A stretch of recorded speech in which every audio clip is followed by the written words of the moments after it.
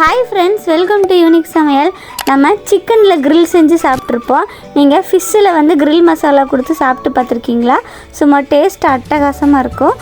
வாங்க இப்போ அது எப்படி செய்கிறதுன்னு பார்த்துக்கலாம். இன்றைக்கி நான் முள் இல்லாத மீனாக எடுத்திருக்கேன். நான் இன்றைக்கி வெள்ளடவு மீன் எடுத்திருக்கேன். அது பாருங்கள், நல்லா வெள்ளை விளையாடுன்னு ஜொலிக்குது.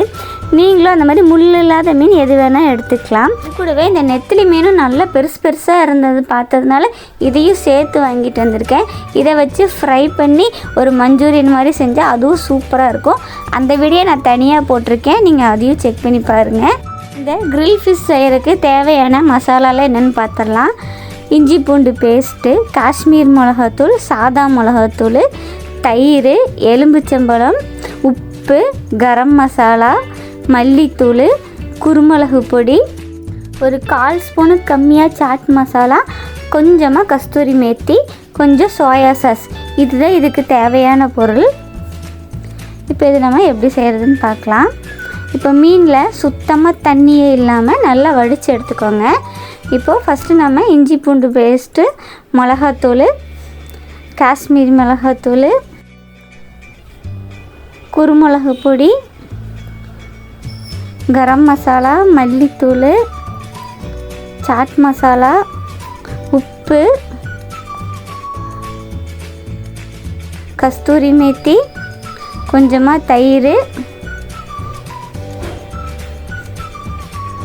இது கூடவே கொஞ்சம் 1/2 லெமனுக்கும் கம்மியாகவே நீங்கள் கொஞ்சமாக புழிஞ்சு விட்டுக்கோங்க. இப்போ இது எல்லாத்தையும் நம்ம நல்லா மிக்ஸ் பண்ணிக்கலாம். காஷ்மீர் மிளகாத்தூள் நல்லா கலர் கொடுக்கும். உங்களுக்கு வேணும்னா கொஞ்சம் நம்ம ரெட் கலர் பவுடர் கூட சேர்த்துக்கலாம். இப்போ இது எல்லாத்தையும் நம்ம நல்லா மிக்ஸ் பண்ணிடலாம். இது மிக்ஸ் பண்ணதுக்கப்புறமா கொஞ்சமாக நம்ம சோயா சாஸ் விட்டு நல்லா மிக்ஸ் பண்ணிக்கலாம். இந்த பொருள்களோட அளவுகளை நான் டிஸ்கிரிப்ஷன் பாக்ஸில் தனியாக கொடுக்குறேன், வேணுங்கிறவங்க செக் பண்ணி பார்த்துக்கோங்க. இப்போது இது மூடி வச்சு நல்லா ஒரு 1/2 மணி நேரம் ஊறட்டும். ஊறினதுக்கப்புறமா இந்த மாதிரி கடாய் வச்சு அதில் கொஞ்சமாக எண்ணெய் சேர்த்து இந்த மாதிரி நம்ம எல்லா மீனுகளையும் அடுக்கி வச்சு மாதிரி வச்சுக்கலாம். இப்போ இதை ஒரு மூடி போட்டு கொஞ்சம் ஸ்லோ ஃப்ளேம்லேயே வச்சுக்கலாம்.